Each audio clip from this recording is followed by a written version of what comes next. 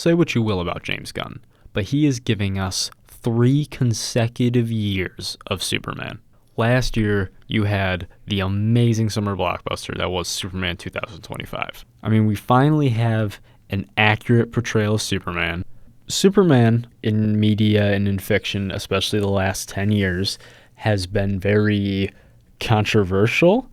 I think even more, Lex Luthor has been screwed over for a very long time. But what they did with Nicholas Hoult was they managed to take the businessman, the scientist, and just molded it all to one. And you kind of have like this perfect antagonist. And I'd say he's probably the most evil interpretation of the character that I've seen. I mean, what he did to Malik, man, that was sad.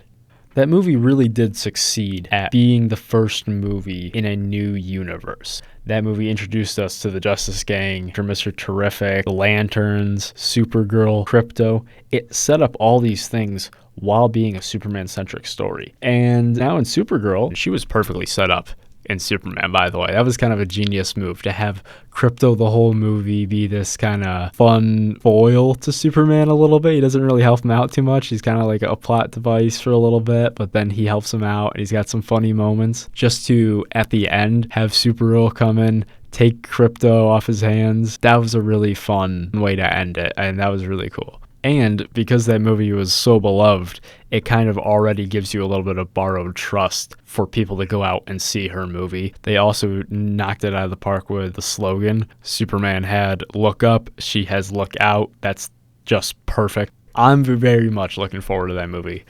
And you got to talk about Lobo. I love Lobo. Lobo has been a fan favorite of mine since I was a kid. And Jason Momoa as Lobo's perfect casting. His personality, he's got some fun lines. Lobo is going to be a very fun addition. And next year, we get Man of Tomorrow. And that's a movie that I am extremely excited for. James Gunn kept saying that Peacemaker Season 2 set up Man of Tomorrow.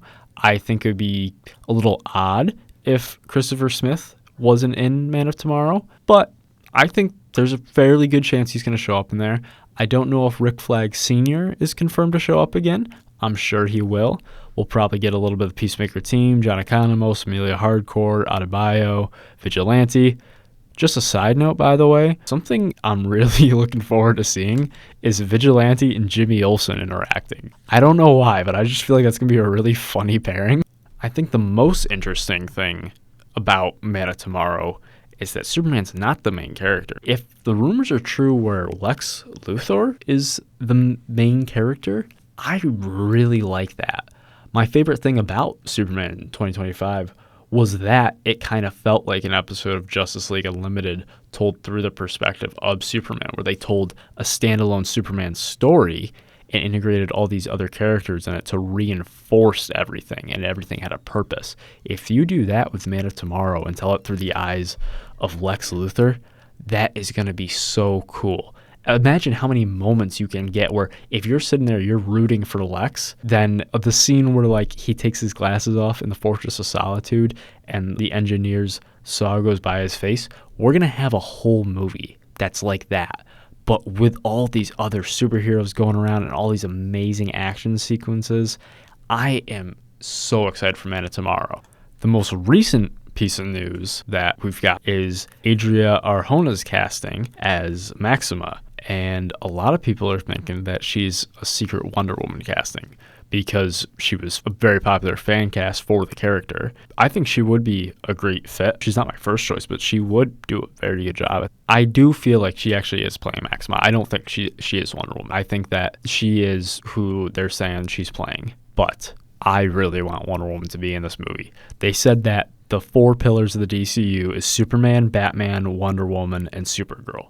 That sounds great to me. I don't think there's a chance Batman's going to be in here. Unless we're going with Robert Pattinson, but I'm pretty sure they're not, even though I would love it. But if you have Wonder Woman, Superman, Supergirl, Lex Luthor, Green Lantern, all in one movie as like a proto-Justice League movie, but it's telling this character arc through Lex Luthor, his perspective, while enhancing Superman and the Justice League at the same time, this movie can go in almost any direction, and I can see it working.